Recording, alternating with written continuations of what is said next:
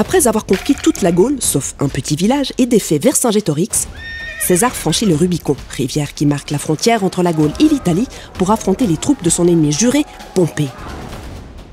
Alia iacta est, déclare alors César. Le sort en est jeté. C'est le début de la guerre civile. Tandis que Pompée est assassiné en Égypte, César rencontre Cléopâtre et devient son amant.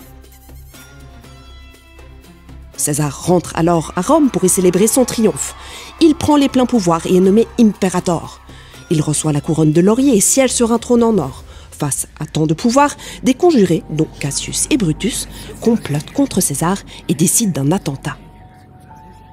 Le 15 mars 44, César meurt de 23 coups de poignard. Lorsque Brutus frappe César, ce dernier aurait dit « Tu quoque mi fili » « Toi aussi, mon fils ». César aurait prononcé cette dernière parole en grec, première langue qu'il apprit.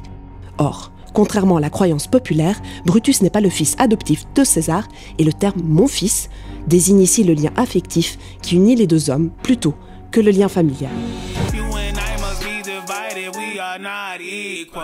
Voilà pour l'histoire. Qu'en disent les Six Âges du monde? Dans le manuscrit des Six Âges du monde, l'auteur relève d'abord les mérites de César. Grâce à son courage, il conquiert une grande partie de l'Europe et accède au statut d'empereur. Cependant, à partir de cette prise de pouvoir, le ton du récit se modifie. César devient orgueilleux et se transforme en tyran. Aussi, il meurt dans le déshonneur, poignardé par ses sénateurs, et il devient l'archétype de l'empereur présomptueux. Dans le manuscrit, on rappelle également que César a été incinéré après sa mort, et ce passage fait alors office de morale. En effet, ses cendres sont mises dans un pot en or sur lequel il est inscrit « César, tu voulais conquérir le monde et tu finis dans un pot.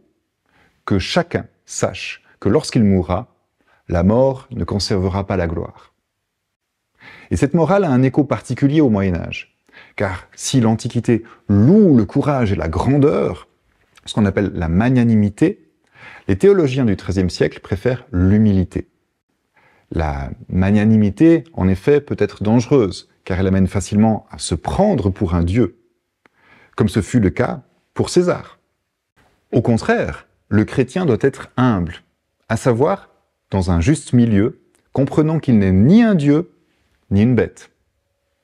Ainsi, la gloire et les honneurs ne servent à rien, car ils vont disparaître.